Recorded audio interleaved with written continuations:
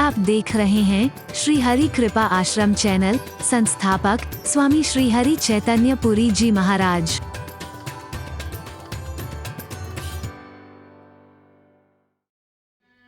होशियारी की, समझदारी की प्रशंसा कर रहे हैं। पद पखार जलपान कर, क्योंकि अब ये पानी नहीं रहा है, जल बन गया है।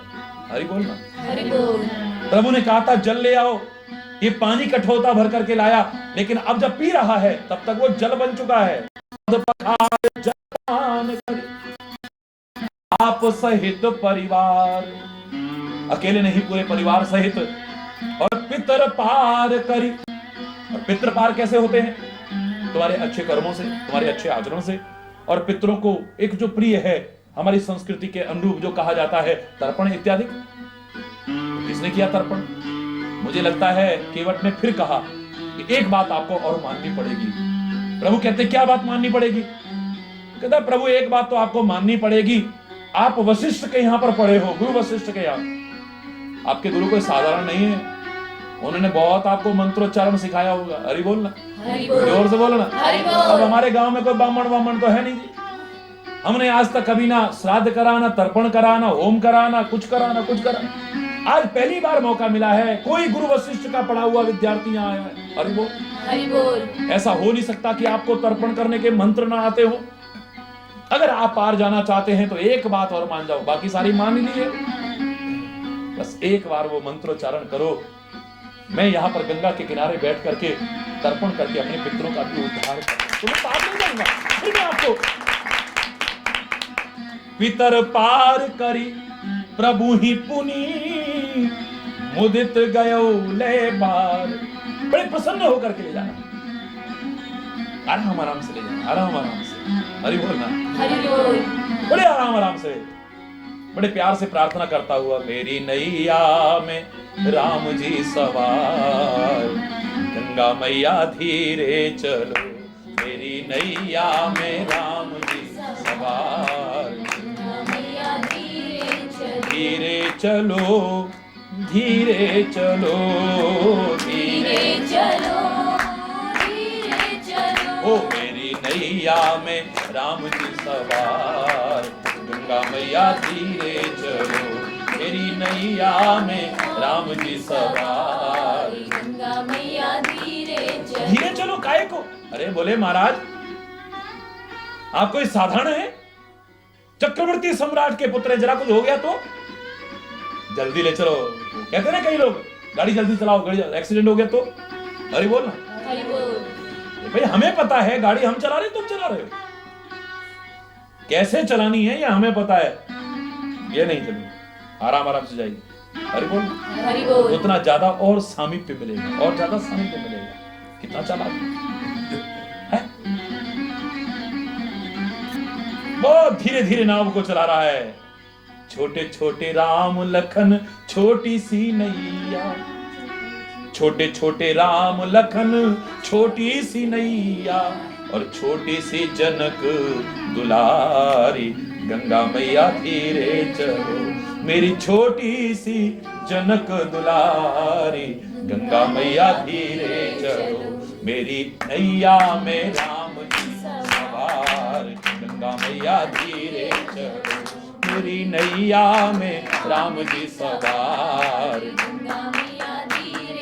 धीरे धीरे धीरे धीरे करके एक एक क्षण का सदुपयोग करते हुए ज्यादा से ज्यादा प्रभु का सानिध्य, ज्यादा से ज्यादा प्रभु का सामीप्य, ज्यादा से ज्यादा प्रभु के आशीर्वाद, ज्यादा से ज्यादा उनकी कृपाएं प्राप्त करता हुआ प्रभु को बड़े प्रेम पूर्वक गंगा के पार ले जाता है।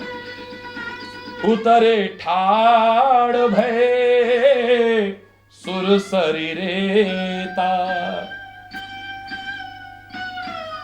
सिय राम गुहु लखन समेता। सीता जी, श्री राम जी, लक्ष्मण जी और निषाद राज गंगा जी के पार खड़े हो गए। प्रभु की कृपा अगर न होती, निषादों का राजा है साथ में, निषाद राज, केवट की इतनी हिम्मत थी जो बार बार इतने नखरे कर देता। क्षेत्र का राजा है वहां पर, क्या एक ही नाव वहां पर है? क्या और नाव नहीं आ सकती थी? जब मेरे प्रभु कृपा करते हैं तो उसमें बाधा पैदा करने की हिम्मत किसी की नहीं हो सकती। फिर चाहे कोई भी क्यों ना हो। चारों के चारों गंगा जी की रेती पर जाकर के खड़े हो गए। केवट उतर दंडवत कीन्हा, प्रभु ही सकुच एहि नहीं कछु दीना। केवट ने उतर करके दंडवत प्रणाम किया है। प्रभु को संकोच हो गया कि हमने इसे कुछ दिया नहीं उतराई के रूप में, शायद इसलिए प्रणाम कर रहा है। ये आमतौर से रीति है। छोटे चित्रों में अभी भी कई बार ऐसा होता है, अगर हमने किसी का कुछ देना होता है और वो अगर कहीं मिल जाए और वो कहे जय श्री हरि, हरि बोल भैया, तो आदमी बचा के हरि बोल, उसके मन में संकोच होता है, ये तगादा कर रहा है। भाई साहब शास्त्री काल और ठहरो, ये जरूर उसके लिए हरि बोलना, जोर से बोलो ना, हरि बोल। अरे राम राम भाई, राम राम, अरे ठहरो यार, उसको तो देने हैं हमने ना, वही बोले शायद इसीलिए करा। आगे पीछे प्रणाम करेगा तो हमें नहीं लगेगा। जब हमारे मन में ऐसा होता है तो हमें लगता है इसलिए तो नहीं कर रहा है। उसने तो बड़ी श्रद्धा के साथ में उतर करके दंडवत प्रणाम किया है। जो हमारी भारतीय संस्कृति की रीति थी, डंडे की तरह लेट करके, अभिमान शून्य होकर के, सर्वस्व अर्पण करते हुए, इसने तो बड़ा सुंदर प्रणाम किया है। लेकिन प्रभु ही सकुच एहि नहीं कछु दीना। परमात्मा को संकोच है कि इसे मैंने कुछ दिया नहीं है। मैं पूछता हूं क्या नहीं दिया है आज इसे आज क्या नहीं मिल गया है? पर मेरे प्रभु इतने उदार हैं, इतने दयालु हैं, इतने बड़े दाता हैं, वो कितना भी दे दें पर उन्हें लगता है कि मैंने कुछ दिया ही नहीं है। ऐसो को उदार जग माही, बिनु सेवा जो द्रवे दीन पे, राम सरिस को नाही। जो संपत्ति 10 शीस अरप करी, रावण शिव पहलीनी। सोई संपदा विभीषण कहूं अति, सकुच सहित हरिदीनी। वो लंका नगरी बड़े आराम से लंकेश कहते हुए, तिलक करते हुए दे दी श्री राम ने विभीषण को। वो लंका नगरी, वो राज्य जो 10 सिर काट काट करके चढ़ा के शंकर से रावण ने प्राप्त की थी, है? जो संपत्ति 10 शीस अर्पण करके रावण को मिली, प्रभु सहज में विभीषण को दे रहे हैं। और फिर भी उन्हें संकोच हो रहा है, मैं इसको कुछ दे ही नहीं रहा। अति सकुच सहित हरिदीनी, बड़े संकोच के साथ दे रहे हैं।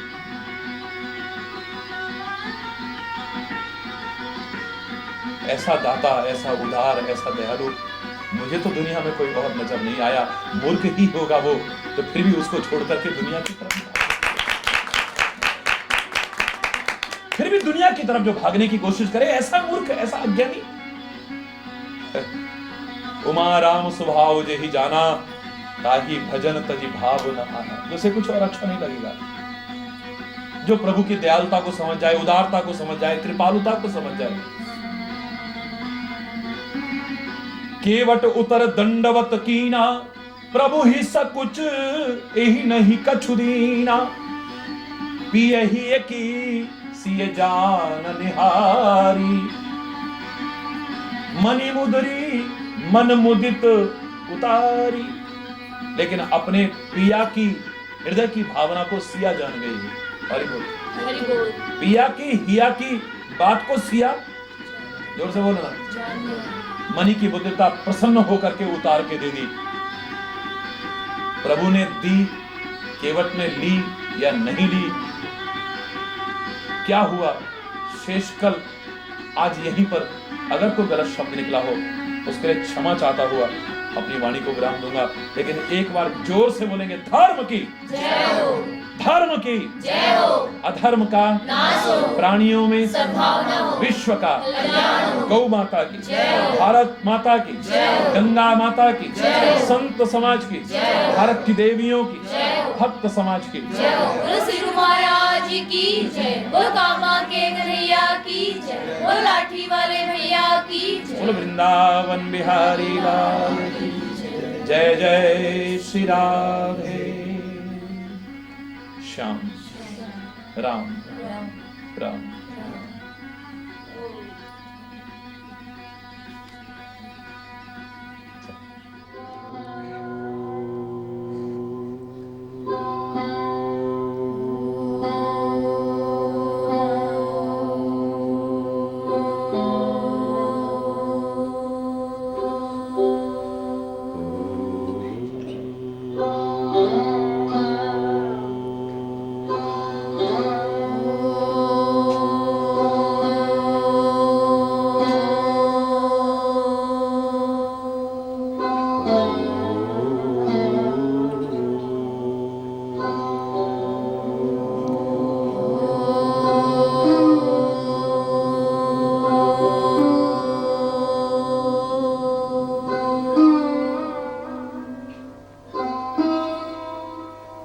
हरि बोल हरि बोल हरि बोल। हरि बोल।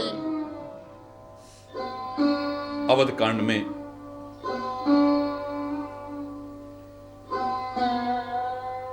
केवट प्रसंग ईश्वर की कृपा से अनंत भाव लेकर हमारे बीच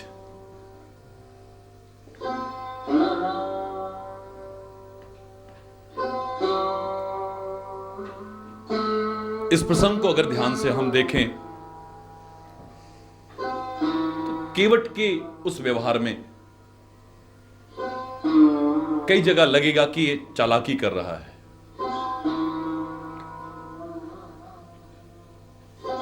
यद्यपि उसे चालाकी कहना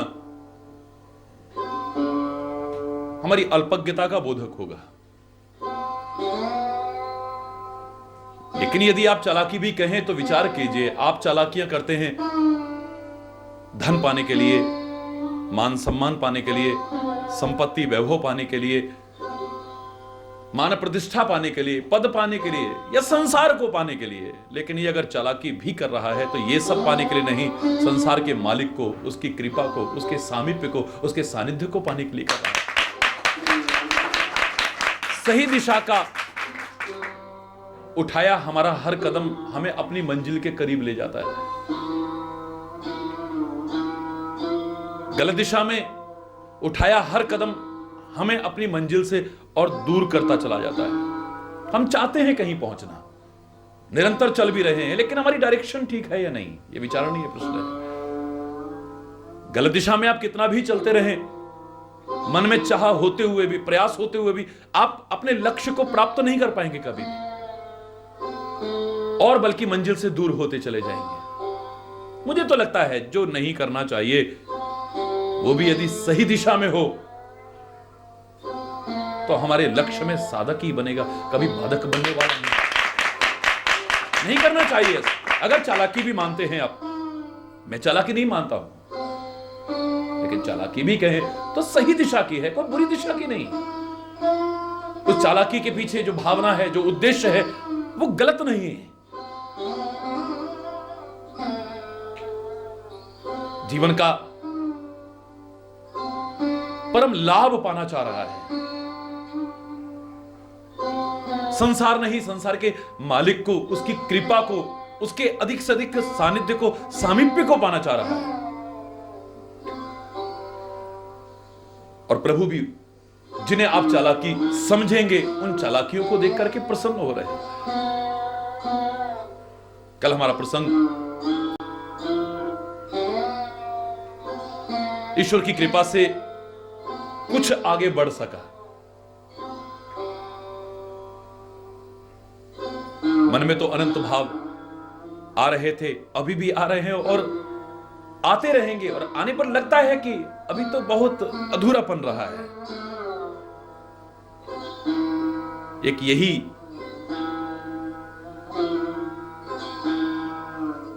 नित्य नवीनता रखने वाले भाव जागृत करते हैं अध्यात्म क्षेत्र में, भक्ति क्षेत्र में, प्रेम क्षेत्र में।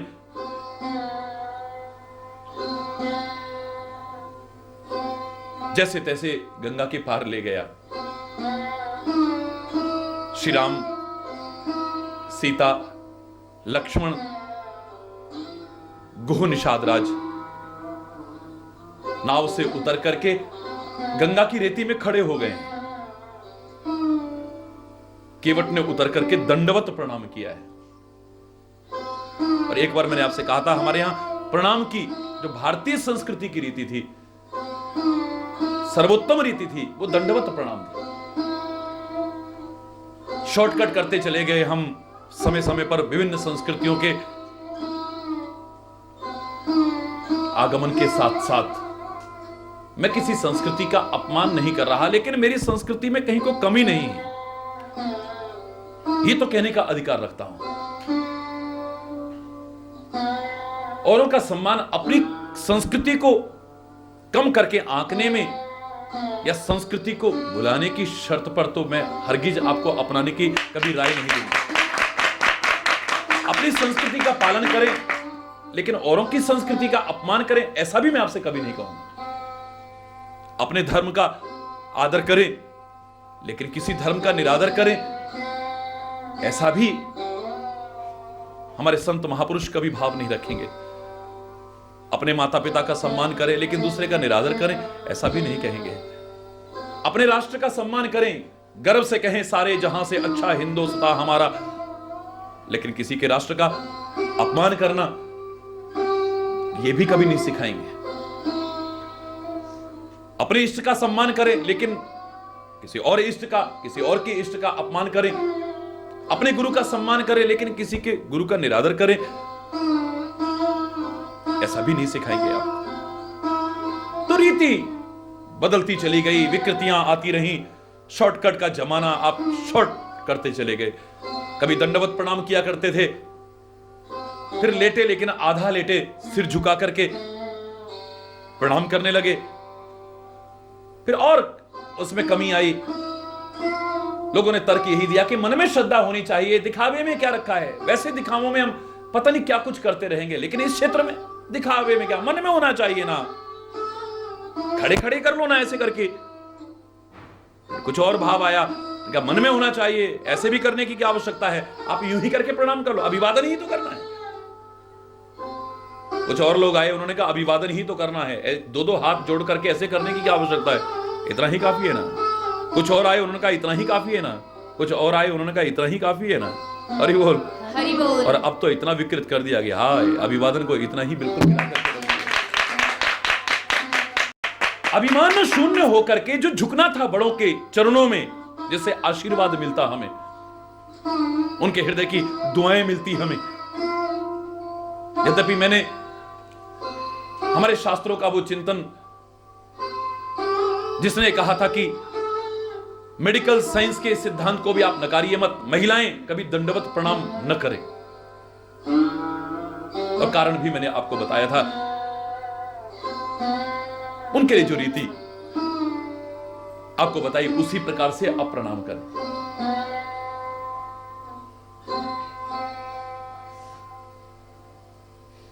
कई स्थानों पर हमने देखा कि लेट लेट करके परिक्रमा का विधान नजर आता है, तो वहां पर लोग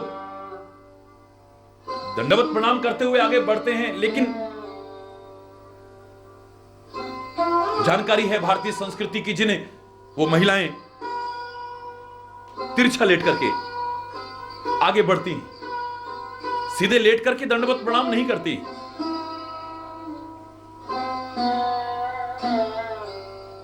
वैज्ञानिक कारण आपको बताए थे,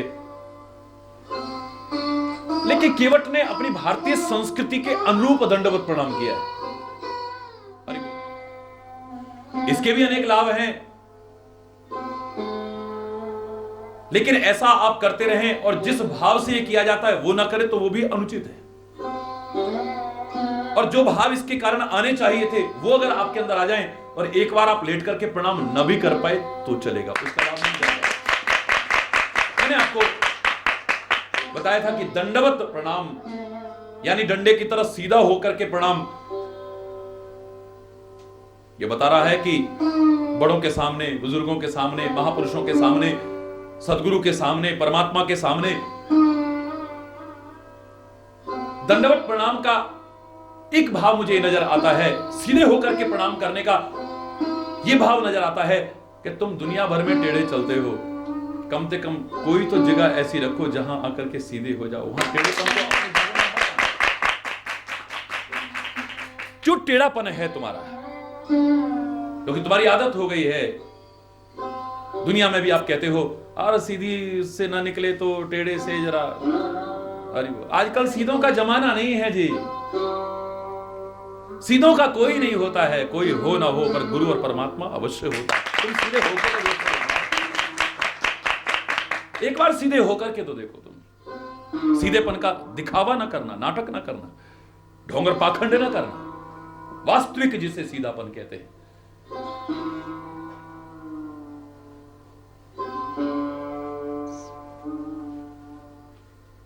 सर्प जैसी गति तुम्हारी न हो, अच्छा भला जल सीधा है लेकिन वो उसमें भी टेढ़ा होकर के ही चलता है।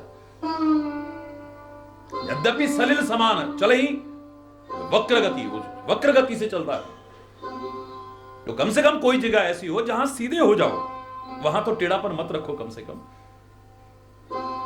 दूसरा जो दंडवत प्रणाम करने का एक भाव हमारे मन में आना चाहिए था, यह आना चाहिए था कि दंडवत प्रणाम लेट करके वही कर सकता है जिसके अंदर अहंकार नहीं होगा। अहंकार परिपूर्ण व्यक्ति झुकेगा भी नहीं, दंडवत प्रणाम तो बहुत दूर की बात है। यानी दंडवत प्रणाम का एक भाव हमारे सामने और है कि इन स्थलों पर या इन लोगों के सामने जहां आपको दंडवत प्रणाम करने का विधान किया गया है, उनके सामने अभिमान शून्य हो जाओ। अगर अभिमान हुआ तो वहां पहुंच करके तुम्हें कोई लाभ मिलने वाला नहीं। तीर्थों पर दंडवत प्रणाम करना, गुरु के सामने दंडवत प्रणाम करना, प्रभु के सामने दंडवत प्रणाम करना, उपासना स्थलों पर दंडवत प्रणाम करने का भाव एक ये भी हो सकता है कि अभिमान शून्य हो जाएगी। अभिमान शून्य होकर के जब आप उनका सेवन करेंगे तो लाभ मिलेगा। प्रभु के सामने विशेष तौर से सदगुरु के सामने मैं तो ये भी कहने में संकोच नहीं करूंगा कि अगर अभिमान है तो भगवान नहीं। अभिमान हमें प्रभु से दूर कर देगा, अभिमान हमें हमारे प्रगति के मार्ग से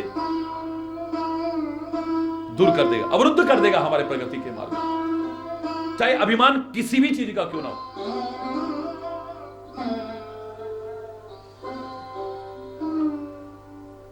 केवट ने दंडवत प्रणाम किया, प्रभु के मन में संकोच आ गया है। एक वो समय था हम रंक को राजा बना दिया करते थे, हरि बोल हरि बोल,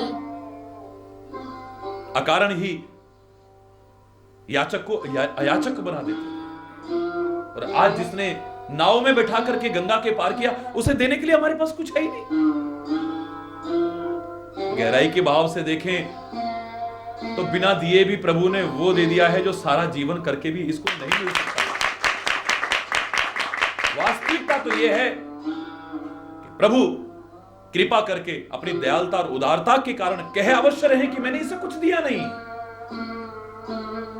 प्रभु कहें या कोई भी कहे कि इसे कुछ दिया नहीं, अगर कोई कहे कि इसे कुछ नहीं दिया तो मैं कह रहा हूं क्या नहीं दिया है आज। और ऐसा नहीं कि केवट इस बात को स्वीकार नहीं करता है, उसे इस चीज का एहसास नहीं है कि आज मुझे वो मिला है जो सारा जीवन तो क्या अनेक जन्मों तक भी करके मुझे नहीं मिल सकता। लेकिन साथ रहने का,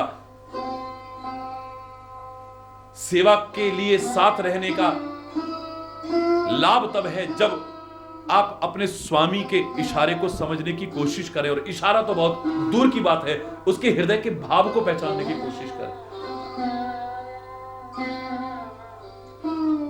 मैंने आपको बताया था कि लक्ष्मण ने शूर्पणखा के नाक और कान काटे।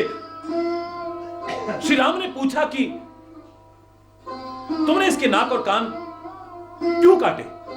आपने कहा था प्रभु, मैंने तो इस वर्ष नहीं कहा। प्रभु आपने इशारा किया था ना, पर तुमने समझा कैसे? लक्ष्मण कहता है आपने 4 उंगली ऐसे की थी, फिर 1 उंगली ऊपर की थी, उसके बाद आपने ऐसे करके किया, मैंने नाक और कान काट दिए। कैसे समझा तुमने? बोले प्रभु 4 उंगली आपने की, 4 हमारे वेद होते हैं और वेदों को श्रुतियां कहते हैं, और श्रुति माने कान भी होता है। 1 उंगली आपने स्वर्ग लोक की तरफ की, उसको नाक भी कहते हैं, और नाक इसे भी कहते हैं। फिर आपने ऐसे किया, मैंने नाक और कान काट दिए। सेवा की एक शर्त है अनेक शर्तों में से कि जिसकी आप सेवा कर रहे हैं। आनंद तब है जब आप उसका इशारा समझ सकें वो क्या चाहता है। और अगर ऊंची स्थिति में जाना चाहें तो इशारा ना भी करें तो हृदय के भाव को जब तक आप ना पहचानने लगे तो साथ रहने का या सेवा करने का विशेष लाभ नहीं। हम तो कई बार कहने के बाद भी उल्टा करते हैं या नहीं करते हैं। हरि बोल, हरि बोल।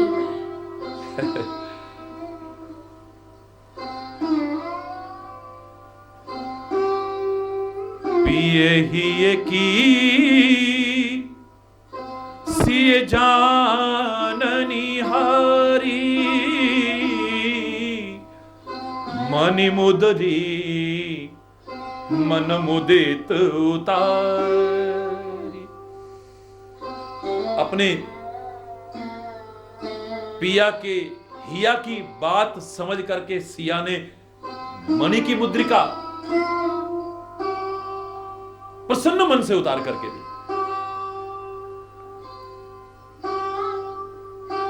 वो चीज किस काम की जो समय पर काम ना आ सके। पारिवारिक की स्थिति में भी मैं आपसे कहूंगा, आप सोना चांदी हीरे जवाहरात भगवान करे आपके सब कुछ हो। मैं तो कह रहा हूं लौकिक संपत्ति भी हो, पारलौकिक मार्ग पर भी आप आगे बढ़े। लेकिन ये सब काहे के लिए? अपने परिवार की, अपने पति की, अपने कुल की इज्जत के लिए अगर आवश्यकता पड़े या आड़े वक्त में आवश्यकता पड़े उस समय आप इनका लोभ न करें, इनको सहर्ष देने के लिए तैयार हो जाए। हां, अगर आपका पति जुआरी है, आपका पति शराबी है, गलत कर्म करता है तो मैं नहीं कहता कि आप आड़े वक्त के लिए कुछ न रखें। हरि बोल, हरि बोल। मैं व्यावहारिकता की बात करूं, ऐसे सीधे सीधे नहीं नहीं नहीं नहीं नहीं नहीं नहीं नहीं नहीं पति परमेश्वर है उसने कह दिया तो हरि बोल, हरि बोल। बिल्कुल पति परमेश्वर है, इसमें कोई संकोच की बात नहीं है।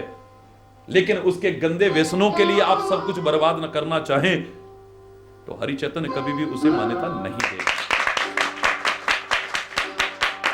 आनंद तब है जब आड़े वक्त, आज पति के मन में संकोच है कि हम केवट को उतराई तक देने के लिए अपने पास कुछ भी नहीं रखे हुए हैं। हृदय की भावना को पहचाना सीता ने। मजा तब है जब आप अपने स्वामी की, अपने पति की, अपने बड़ों की, अपने बुजुर्गों की, अपने गुरु की हृदय की भावना को पहचान सके। ये क्या चाहते हैं इससे? इतना समय चित्रकूट में बर्बाद हो रहा है, लोग कष्ट उठा रहे, श्री राम ऐसा सोचते हैं, माताएं हैं, गुरु हैं, उधर अवध की क्या दशा हो रही होगी, कोई निर्णय नहीं निकल पा रहा है। तो आखिर में कह रहे हैं जो भरत भैया कहेगा मैं करूंगा ना। हम होते भरत की जगह तो चलो ना, फिर हम तो लेने आए आपको। हरि बोल, हरि बोल। लेकिन भरत अपने स्वामी के हृदय की भावना को पहचानता है। मजा तब है जब आप परछाई बन जाएं अपने स्वामी की। जैसे परछाई का अपना कोई अस्तित्व नहीं,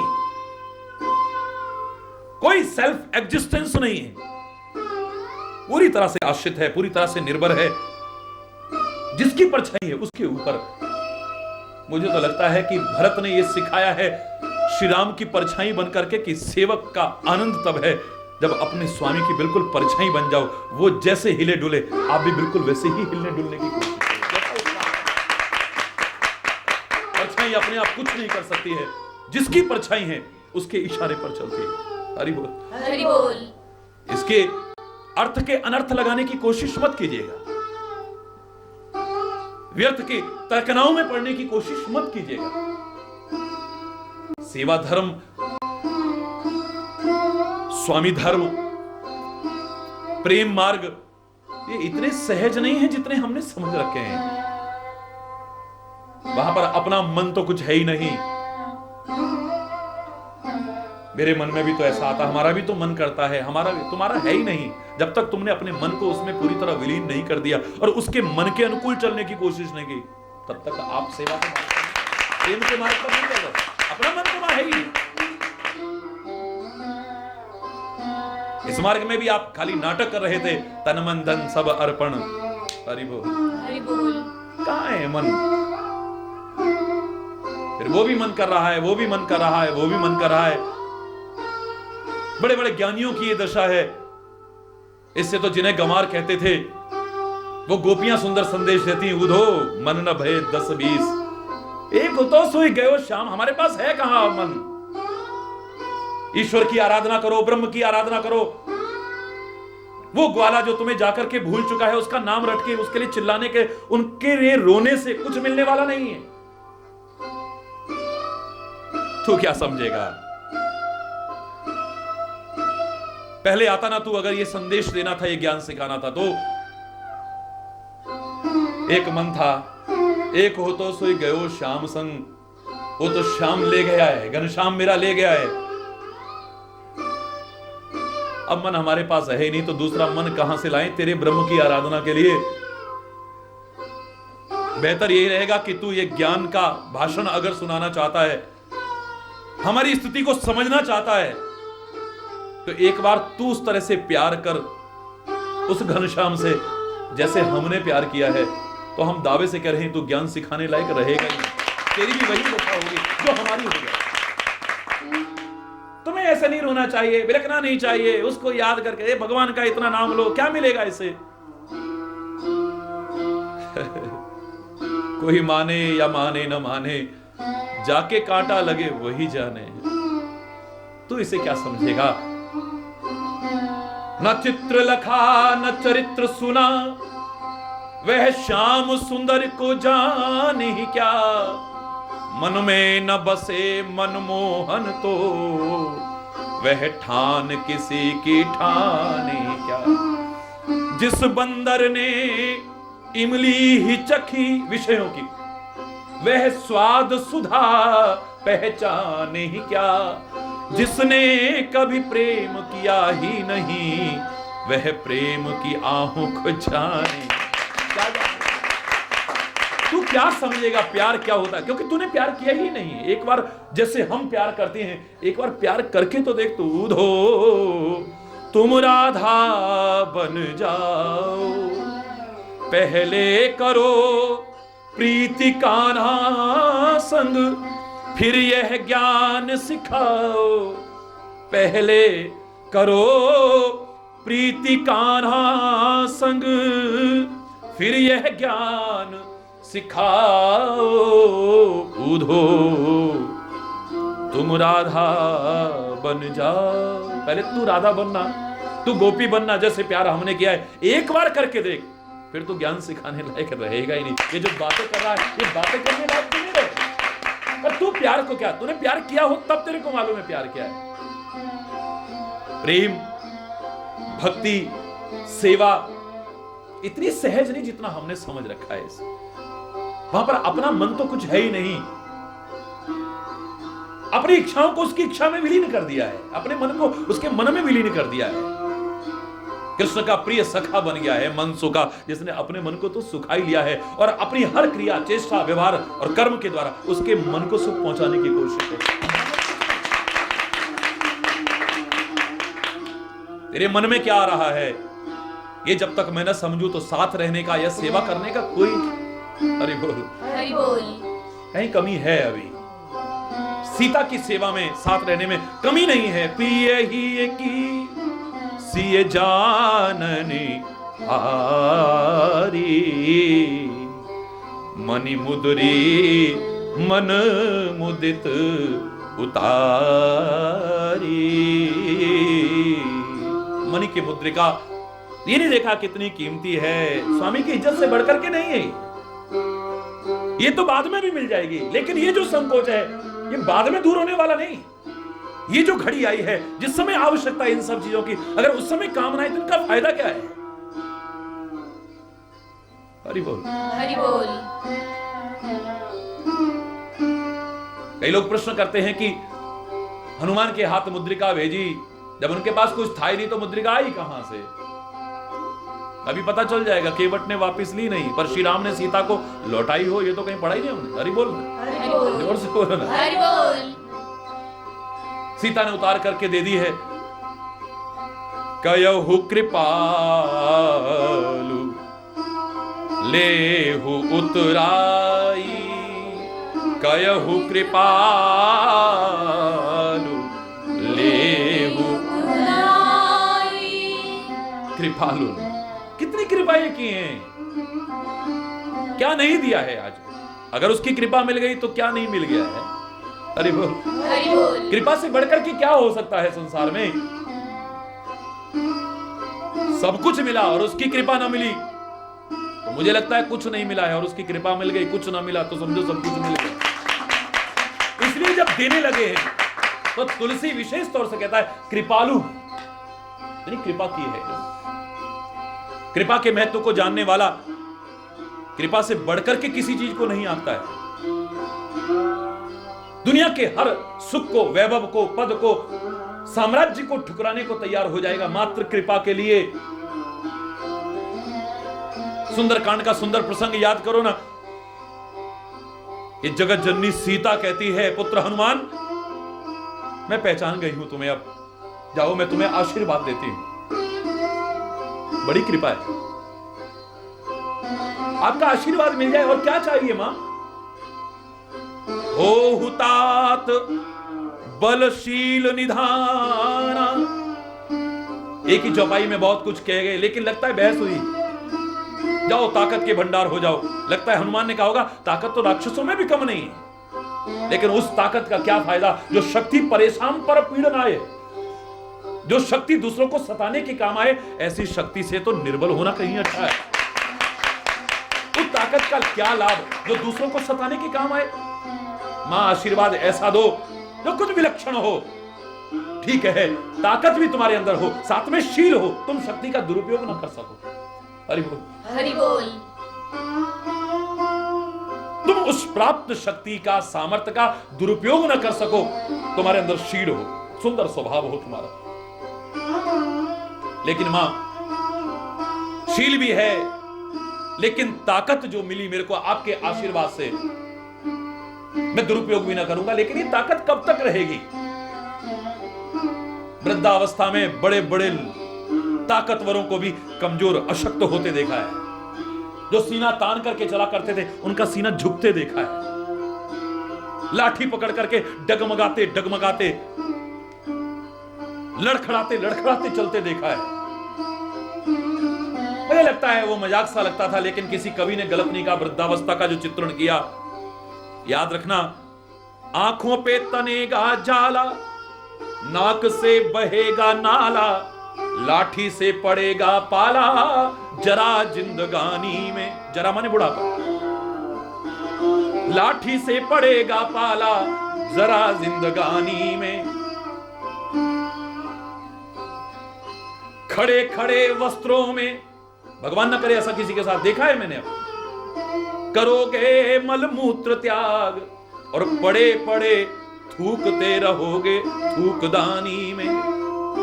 भजन क्या करोगे तब, शक्ति ना रहेगी जब, करना है सो कर लो भैया अभी तुम जवानी। जो करना है कर लो, अब जवान पता नहीं फिर हाय आउच निकलेगा। हरि बोल नहीं आने वाला, फिर हरि बोलना, हरि बोल। जोर से बोलना, हरि बोल। भगवान ना करे। आप नियमित दिनचर्या जिए, संयमित जीवन जिए, खान पान अच्छा रखें, आचरण अच्छा रखें, कर्म अच्छे रखें, प्रभु का नाम लेते रहें, आप आजीवन स्वस्थ रहें।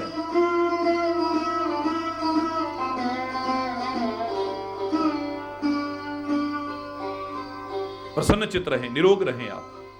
लेकिन ऐसी दशा लोगों की देखी। हनुमान कहता है कि मां मैं ऐसे आशीर्वाद को विशेष महत्वपूर्ण कैसे मानूं जो एक दिन समाप्त हो जाएगा। ये ताकत चाहे शील परिपूर्ण क्यों ना, हमेशा रहने वाली तो नहीं। एक दिन तो ये ताकत खत्म होने वाली है। आशीर्वाद वो दो जो हमेशा रहे। लगता है फिर मां ने अगला शब्द का, सुंदरकांड की वो चौपाई बता रही, अजर अजर यानी बुढ़ापे से रहित हो जाओ। जाओ, लेकिन मौत तो एक दिन आएगी। आया है सो जाएगा, चाहे राजा रंग को फकीर। तब आपका आशीर्वाद कहां जाएगा मां। मुझे बुढ़ापा नहीं आया, बिल्कुल ताकतवर बना रहा आजीवन, लेकिन जब यह जीवन समाप्त होगा तब आपके आशीर्वाद का क्या होगा? यहीं पर मिट्टी के साथ ही खत्म। अरे बोलना, हरि बोल। आशीर्वाद कुछ ऐसा दो जो हमेशा मेरे काम आए, तब माने अगला आशीर्वाद अजर अमर, जाओ अमर हो जाओ, तुम्हें मृत्यु भी न। मां अभी भी आनंद नहीं आया, अमरता का वरदान भी कहीं मेरे लिए भार स्वरूप सिद्ध न हो जाए।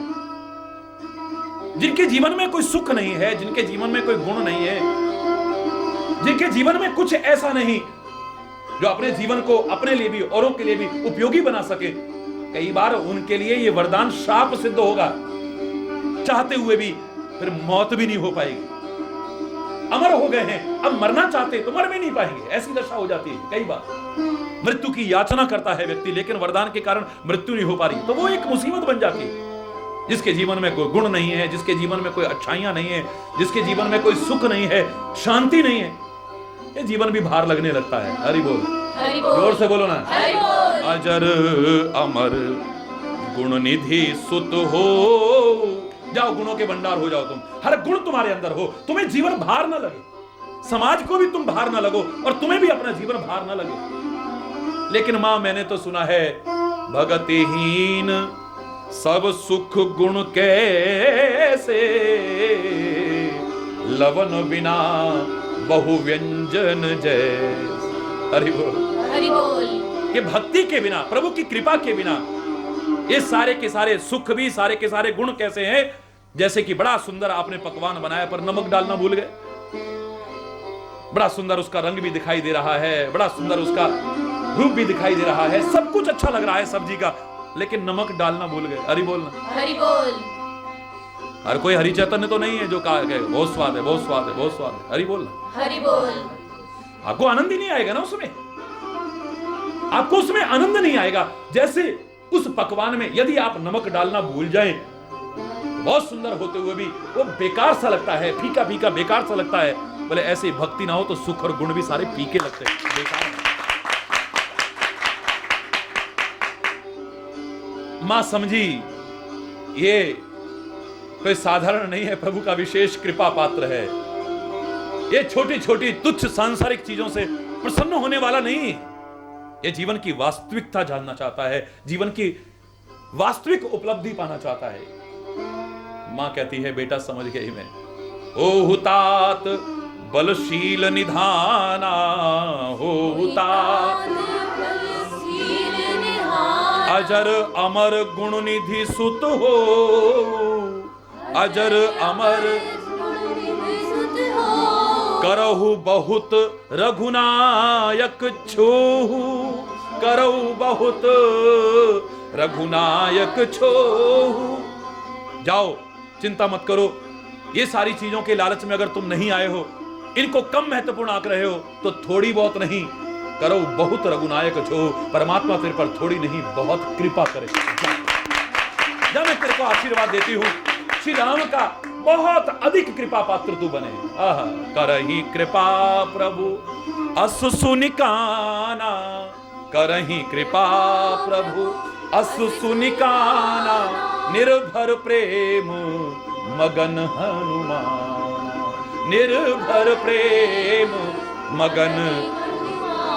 इतने आशीर्वाद सीता दे रही हैं, प्रेम में मग्न क्यों नहीं हुए हनुमान, आनंदित क्यों नहीं हुए हैं? पर जैसे ही सुना करे ही कृपा प्रभु अस सुनिकाना, ये सुना कान से कि प्रभु कृपा करेंगे, निर्भर प्रेम मगन हनुमाना, क्योंकि कृपा के रहस्य को जो जानते हैं वो कृपा से बढ़कर के संसार के किसी उपलब्धि को, उनके लिए हर उपलब्धि कृपा से गौण है, न्यून है, वो सारी की सारी कृपा से बढ़कर के जीवन की कोई और कृपा हो जाए तो हरि बोल, हरि बोल। आज इतनी कृपाएं करने के बाद श्री राम कहते हैं कयहु कृपाल लेहु उतराई, कयहु कृपाल लेहु केवट चरण गहे अकुलाई, केवट चरण गहे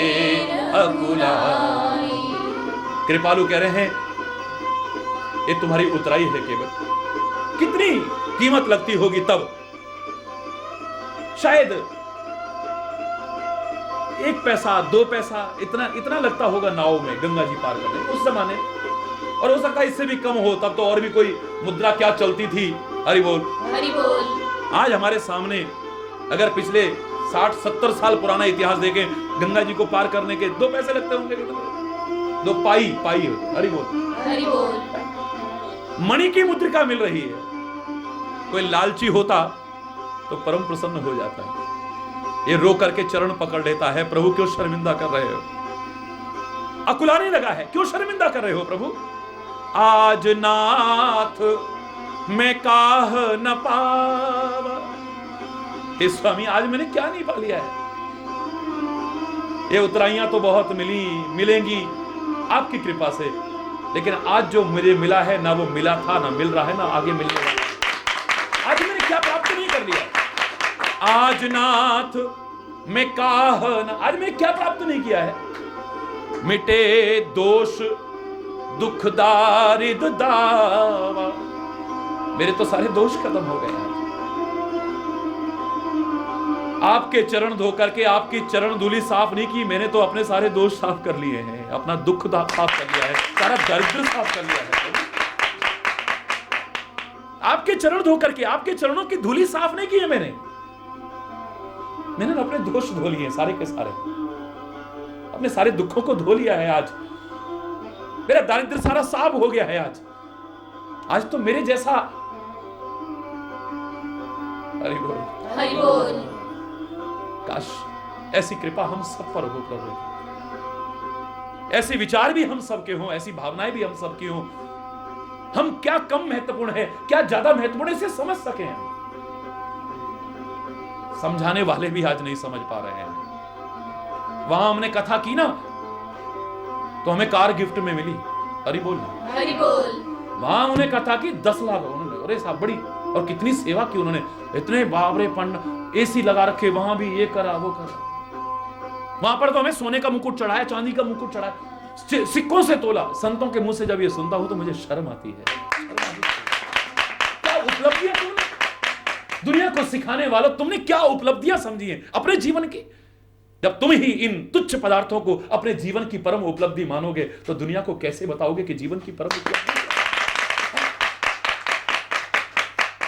वहां गए हमने और बड़ी इतनी सेवा की उन्होंने, और इतना वो किया, और उसके बाद इतनी दक्षिणा चढ़ाई। हरि बोल, हरि बोल। यही राम कथा का गायन करने वालों के भी बहुतों के शब्द सुन चुका हूं मैं। हरि बोल, हरि बोल। उन्हें पता ही नहीं है, ये प्रसंग को गाने वालों को, बड़े भावुक होकर के गाने वालों को भी मैंने ये कहते सुना है।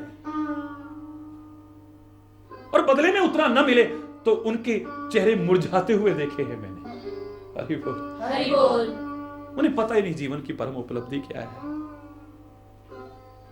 अबोध बालक जैसी क्रियाएं हैं, उसके सामने हीरे जवाहरात रख दो, उसके सामने आज के हिसाब से हजारों के नोटों की गड्डियां रख दो और एक चॉकलेट रख दो, वो चॉकलेट को ही हाथ मारता है।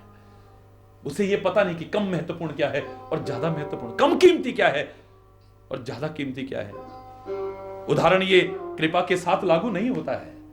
सांसारिक धन वैभव कृपा का मुकाबला कहां कर सकते हैं। ये कम कीमत का, ज्यादा कीमत का नहीं, ये तो अनमोल है, इसकी तो कोई कीमत भी नहीं आ सकती। महाराज की जय, मुकामा के कन्हैया की जय, भोलाठी वाले भैया की जय। अगर तू नहीं है, तेरी कृपा नहीं है, तो वो अनमोल चीजें भी, जिनको लोग अनमोल समझते, बेकार हैं। जो कृपा के महत्व को समझता है, हनुमान ने कदम कदम पर यह एहसास कराया कि उसकी निगाह में प्रभु और प्रभु का नाम, प्रभु की कृपा कितनी महत्वपूर्ण है। सबको आभूषण दिए अवध में, और मेरे हनुमान को भी दिया सबसे कीमती, क्योंकि वो खुश नहीं हो रहा है। उपहार दिए जा रहे हैं सबको, सारे बड़े खुश हो रहे हैं। कोई गले में पहनता है, कोई सिर पर पहनता है। मेरे हनुमान को ये कीमती दिया, वो भी छोड़ देता है उसे, और कीमती दिया। मां जानकी को लगा कि शायद मैंने अभी कुछ बहुमूल्य चीजें से नहीं दी है। सबसे कीमती हार, जिसकी कीमत आंकी नहीं जा सकती थी, मां कृपा करके पकड़ा देती है। हनुमान लगता है तुम्हें कम कीमती चीज दी होगी, ये पकड़ो ना। आश्चर्य है कर रहे हैं लोग कि इतनी बहुमूल्य इस हनुमान को, लेकिन हनुमान है कि उसे तोड़ करके एक एक दाना तोड़ तोड़ करके देता है, तोड़ता है, फेंक देता है, फेंक देता है, तोड़ रहा है, फेंक रहा है, तोड़ रहा है, फेंक रहा है। ये क्या कर रहे हो? मालूम है तुम्हें कितनी कीमती है ये? इसे तोड़ तोड़ करके क्यों फेंक रहे हो? मैं तोड़ करके देख रहा था, इसमें प्रभु का नाम है या नहीं, इसमें मेरे प्रभु की छवि है या नहीं। जिसमें मेरे प्रभु का नाम नहीं है, मेरे प्रभु की छवि नहीं है, जिसमें मेरे प्रभु नहीं है, मेरे प्रभु की कृपा नहीं है, वो बहुमूल्य से बहुमूल्य चीज भी तुच्छ है मेरे। जिसने समझा है प्रभु की कृपा के रहस्य, हम तुच्छ तुच्छ चीजों को पाकर के बड़े खुश हो जाते हैं। ये मिल गया है, ये मिल गया है, ये मिल गया है। हमने कृपा के रहस्य को भी समझा ही नहीं है। अगर तुच्छ पदार्थ पा करके, तुच्छ पद पा करके, तुच्छ प्रतिष्ठा पा करके, तुच्छ वैभव पा करके, राज्य भी पा करके प्रभु की कृपा के अभाव में हम प्रसन्न हो रहे हैं, तो वो प्रसन्नता किसी दिन हमारे दुख में बदल जाएगी। राम विमुख संपत्ति प्रभुताई जाए रही, पाई बिन पाई, पाई हुई भी समाप्त हो जाएगी एक दिन। और जो तुम पा सकते थे परमात्मा से विमुख होकर के, उससे भी वंचित रह जाओगे। और तुम पा सकते थे, कुछ और भी पा सकते थे, पर तुमने समझा ही नहीं है। हरि बोल, हरि बोल। सब कुछ पाना प्रभु कृपा से मैं तुम्हारे लिए प्रार्थना कर रहा हूं। ईश्वर करे तुम्हें सब कुछ मिले जीवन में, लौकिक सुख सुविधाएं भी इतनी मिले, लेकिन प्रभु की कृपा, प्रभु गुरु की कृपा, गुरु प्रभु की स्मृति इनसे दूर होकर के मिले तो खुश मत होना। मात्र तुम्हारे मन में भाव आना चाहिए, प्रभु का साथ रहा तो चाहे अपने कर्मों के कारण आए, कितने कष्ट आए हैं पांडवों पर, उसका एक अंश आज व्यक्ति पर आए, विचलित हो जाएगा। अगर उसका साथ बना रहा तो दुख भी सुख में बदल जाएगा। उसका साथ न रहा, मैं दावे से कह रहा हूं, आपका सुख भी कब दुख में बदल जाए कुछ कह नहीं।